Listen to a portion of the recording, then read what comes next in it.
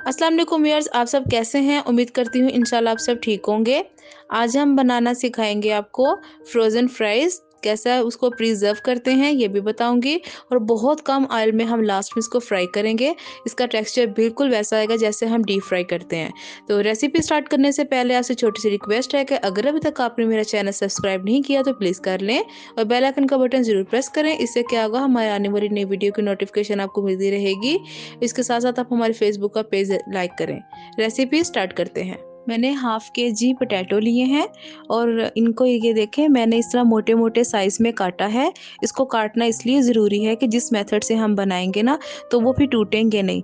तो इसलिए आप भी कोशिश करें कि इसी तरह ही मोटे-मोटे साइज़ में काटें। इस कटिंग के बाद फिर आपने क्या करना है, इन आलूओं को या इन फ्रेंच फ्राइज को हमने तकरीबन 3 से 4 दफ़ा पानी में से निकालना है ताकि जो इसका स्टार्च है वो सारा निकल जाए। और वरना फिर क्या होगा कि आलू जो है फिर बाद में हमारे टूटने का खदशा होगा। तो आपने 3 से 4 दफ़ा इसको ज़रूर वॉश करना है, ये बहुत ज़रूरी है। अब हम इसकी बॉयलिंग की तरफ जाते हैं। हमने एक साफ सा पैन ले लिया और सबसे पहले हमने इसके अंदर आलू डाल लेने हैं और फिर हमने आलू के अंदर इतना पानी डालना है कि आलू हमारे अच्छे से डिप हो जाएं। अब हम आलू के अंदर 2 टीस्पून नमक डाल देंगे। नमक को अच्छे से हम मिक्स करेंगे ताकि आलू के अंदर अच्छे से मिक्स हो जाए। तकरीबन हमने 8 मिनट के लिए मीडियम हाई फ्लेम पे अपने आलू को बॉईल होने देना है। 8 मिनट से ज़्यादा आपने बॉईल नहीं करना वरना आलू हमारे टूट जाएंगे। चलिए अब 8 मिनट के लिए आलू को बॉईल कर लेते हैं। ये देखिए 8 मिनट हो गए हैं मुझे इसको फ्राइज को बॉईल करते हुए। और आपने ये नहीं 8 मिनट काउंट करना कि फुल पहले पानी बॉईल होगा तो फिर हम उसमें फ्रेंच फ्राइज 8 मिनट तक बॉईल करेंगे। जैसे ही आपने पानी डाला, फ्रेंच फ्राइज डाले, 8 मिनट आपके काउंट होना शुरू हो जाएंगे। तो जैसे हमारे इस तरह से 8 मिनट हो जाएंगे इसको रखे हुए, अब हमने 15 मिनट के लिए कवर करके इनको फ्रेंच फ्राइज को 15 मिनट के लिए रेस्ट दे देना है। तो चलो जी 15 मिनट बाद देखते हैं। 15 मिनट हो गए हमें इसको रेस्ट पर रखे हुए। अब हम इसका ढक्कन हटाएंगे और अब हम इसको किसी भी स्ट्रेनर पे स्ट्रेन कर लेंगे। फ्राइज को हमने पानी से छान लिया है, नमक वाले पानी से। अब हमने प्लेन गर्म पानी लेना है। बिस्मिल्लाहिर्रहमानिर्रहीम। ये प्लेन गर्म पानी है और ये हस्बे ज़रूरत है और इसके अंदर हमने अपनी फ्राइज डाल देनी है। एक दफ़ा हम इसको हिला लेंगे और एहतियात से, क्योंकि ये अब थोड़ी सी बॉईल हो चुकी हुई है। और 5 मिनट के लिए हम ढक्कन से कवर करके इसको रेस्ट पे रख देंगे।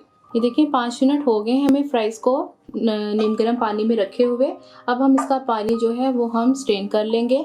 मैंने पानी जो है फ्राइज के अंदर से ऐसे स्ट्रेन करके ऐसे किसी भी स्ट्रेनर पे रख दिया है। अब आपने क्या करना है, एक आपने किचन टॉवल लेना है या किचन पेपर लेना है।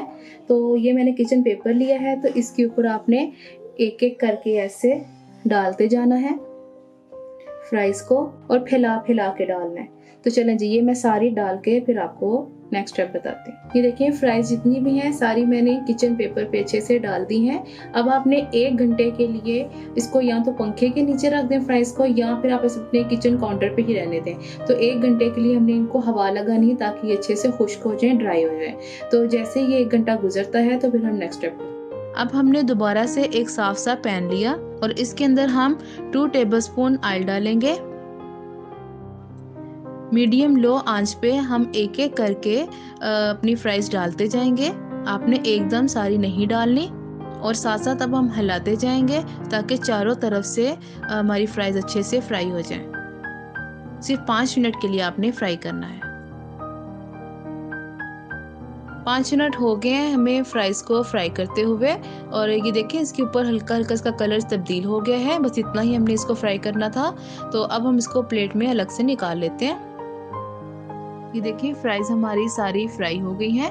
तो 5-5 मिनट के वक्फे से हमने इनको फ्राई किया है। तो अब आपने ऐसा एक जिपलॉक बैग लेना है या फिर कोई भी ऐसा एयर टाइट शॉपर ले लें जिसमें हवा का गुजर ना हो। तो अब हम एहतियात से एक एक करके फ्राइज इसके अंदर डालेंगे जिपलॉक बैग में। तो चलें जी अब हम सारी फ्राइज इसके अंदर डाल के आपको दिखाते हैं। ये देखें जिप लॉक बैग में मैंने फ्राइज को डाल दिया है और इसको अच्छे से सील कर दी है। इसमें से थोड़ी सी फ्राइज हमने बचा ली हैं और मैं 3 टेबलस्पून ऑयल में आपको फ्राई करके दिखाऊंगी।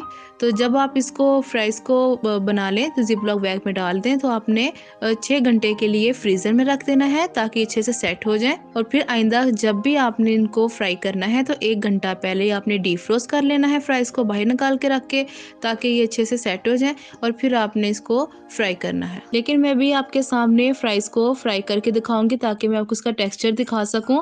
लेकिन अगर आप जिस तरह मैंने आपको बताया ना 6 घंटे आपने फ्राइज को रखना है, ये करना ज़रूरी है अगर आप इसका बेस्ट रिजल्ट लेना चाहते हैं। तो चलो जी मैं आपको इसको फ्राई करके दिखाती हूँ। पैन में 3 टेबलस्पून हम ऑयल डालेंगे और फिर हम इनको एक एक करके फ्राइज को डालते जाएंगे। एकदम आपने सारी नहीं डालनी, एक एक करके हम इसके अंदर डालेंगे और दोनों साइड से हम इनको फ्राई कर लेंगे। तो देखिए फ्राइज जो है हमारी पकना शुरू हो गई हैं। तो मैंने मीडियम हाई किया हुआ है आंच को, और ये देखें जैसे एक तरफ से डार्क कलर आ जाएगा इसके ऊपर और फिर हम इसकी साइड चेंज करेंगे। अभी हम एक तरफ से अच्छे से पकाएंगे और आपने इसको ज़्यादा नहीं हिलाना वरना ये टूट जाएंगे, क्योंकि बॉयल हुई है ना, ये टूट जाएंगे। तो बस आपने हल्के हल्के हाथों से बस इसको हिला देना एक दफ़ा। ये देखें जैसे ही हमारी फ्राइज़ का कलर चेंज होना शुरू हुआ, मैंने साथ ही इसको दूसरी तरफ पलट दिया है। और ये देखें कितना प्यारा इसको लाइट गोल्डन कलर आ गया है। और ये देखें अब हम दूसरी तरफ से पका लेते हैं। जैसे ही अच्छे क्रिस्पी फ्राई हो जाएंगे तो हम इसको प्लेट पे निकाल लेंगे। ये देखें माशाल्लाह हमारी जो फ्राइज़ हैं काफ़ी अच्छी फ्राई हो गई हैं। और ये देखें मैं इसको ऐसे हिला रही हूँ तो बिल्कुल नहीं टूट रही। अब इसके ऊपर माशाल्लाह काफ़ी अच्छा गोल्डन कलर आ गया है और ये क्रिस्पी भी काफ़ी हो गई हैं। तो मैं अब इनको प्लेट में निकाल लेती हूँ। देखें ऐसे लग रहा है ना बिल्कुल डीप फ्राई हुई है। चलिए इसको मैं प्लेट में अब निकाल लेती हूँ। ये देखें फ्राइज जो है हमारी बन के बिल्कुल रेडी हो गई हैं। तो मैं आपको इसका टेक्सचर दिखाती हूँ। ये देखें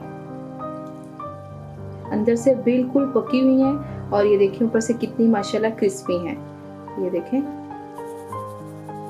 इसकी आवाज़ तो माशाल्लाह कितनी अलग अलग बनी और बिल्कुल नहीं हमारी टूटी। बस इसके कुछ स्टेप्स हैं वो आप अगर फॉलो करें तो इंशाल्लाह आपकी भी घर में बेहतरीन बनेंगे जिस तरह से मैंने बताया। बिल्कुल आपने पूरी वीडियो देखनी है और पूरी रेसिपी फॉलो करेंगे तो फिर इंशाल्लाह आपकी फ्राइज़ बिल्कुल अच्छी बनेगी। तो फिर आप मुझे कमेंट बॉक्स में बताना आपको रेसिपी कैसी लगी है। अगर अच्छी लगी है तो फैमिली फ्रेंड से ज़रूर शेयर करें और चैनल पर जाकर ज़रूर सब्सक्राइब करें। और इसके साथ साथ हमारे फेसबुक का पेज ज़रूर लाइक करें। इंशाल्लाह मैं नई वीडियो के साथ आपके सामने हाजिर होंगी। अल्लाह हाफिज़।